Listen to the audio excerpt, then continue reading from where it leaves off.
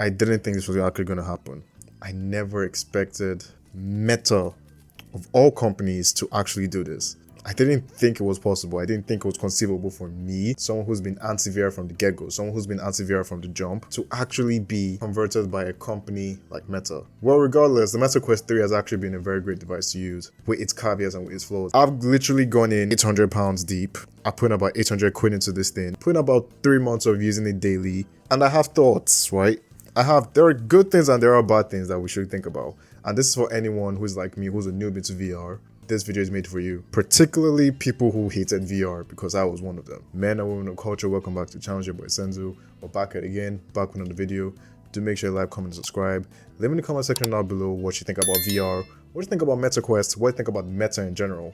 And without further ado, we're gonna hop back into the video. Right off the bat, right? With any device, you obviously have your pros, you have your cons, you have things that work, you have things that don't work. And with the Meta Quest 3, like any other device, comfortability is king. What do I mean by comfortability? Now, before we actually even go into comfortability, you see this? Do you guys see this thong-ass looking thing here? You see this? You see this thing here? Throw it out. Throw it out. What I just threw out right now was literally what you get with the Meta Quest 3 in regards to comfortability.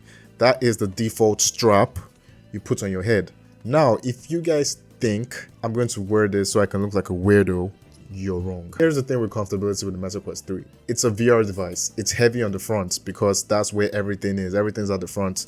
Everything here, this here is a lot of weights, which is going to put a lot of force on your forehead. Now, the issue with that is you're probably going to need something to counterbalance that in order for it to be very comfortable. So I would recommend any of you getting the Kiwi Elite head strap, or you can get the Bobo VR head strap. You know, there's some very weird names, but to be fair, they are very comfortable in regards to like the actual head straps you use. So in regards to comfortability, but that's the thing with the VR headsets right now, comfortability is always going to be an issue until the actual form factor of the actual VR headsets is actually in a good space. With the actual Elite strap that I'm using currently right here, it's phenomenal. Battery life. This is going to be a very controversial one. This is going to be a very controversial topic, a very controversial section of the video, because some people, no, you know what, scratch that. I think most people, if you're buying a device to be used, you're actually looking for a device that actually works for a long period of time, meaning that you want a device that has a big battery. Meta Quest 3 lasts for about 2.5 hours, give or take. It lasts about for 2.5 hours. Now, for anybody that hasn't been a VR user, 2.5 hours sounds like that's a joke. But for someone like me who's a noob that going into VR, anything more than 2.5 hours of constant VR gaming, you're going to get sick. You could buy the Elite head strap, which comes with the actual battery, but I repeat, I do not recommend you buying an Elite head strap. I don't recommend you buying any extra utilities or extra essential things you want to get for your VR, for your Meta Quest from Meta itself, because Meta is literally ripping you over. They're literally fucking you in the ass. Pause. But it's the facts. Go to a third party, buy an Elite headset, buy an Elite controller, and you're good to go.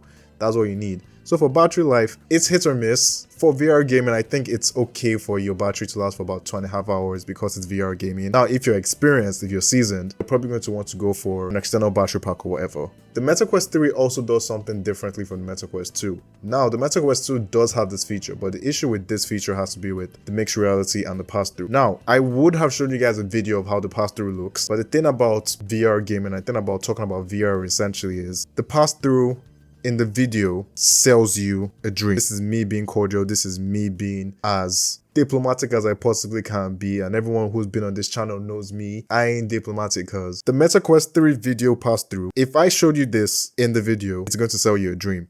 It's not as good. It's not bad, but there's nothing ever going to come close to what your eyes can actually do. It does have a better pass through than the previous iteration of the Meta Quest, which is the Meta Quest 2, which we will talk about later on in the video. But in regards to mixed reality is here to stay. Mixed reality is going to be a thing in the present and in the future.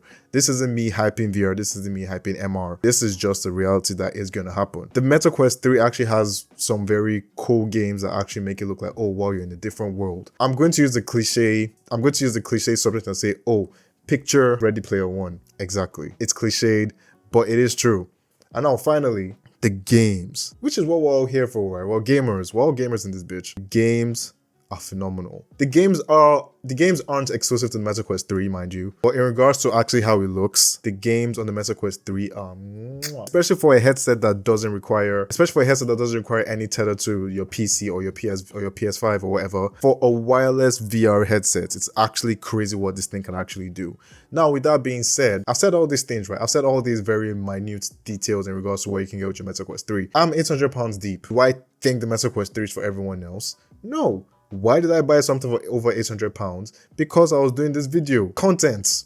Why not? But besides that, if you aren't sold on the Meta Quest 3, I think it's easy for you to go for a Meta Quest 2 and figure out and try it for yourself and be like, oh, I actually enjoy VR. If you're a seasoned VR gamer, I think the Meta Quest 3 is probably going to be the best device you can possibly get. Oh, there's also the capability for PC VR, which is a big thing because PC VR probably has the best VR games you ever get so far, even better than the PSVR. It goes without saying. So what do you guys think about this? Leave in the comment section down below what you think about the Meta Quest 3. Strange video. This isn't the norm. This isn't the video I do normally. You know, I'm an RPG guy. We talk about games.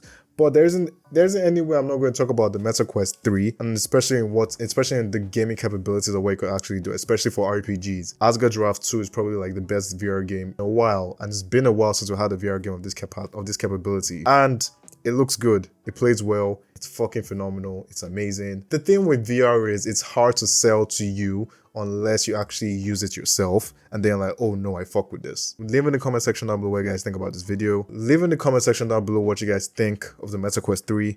Are you a VR fan? Are you not a VR fan? Are you like me who was anti-VR but then all of a sudden became pro VR?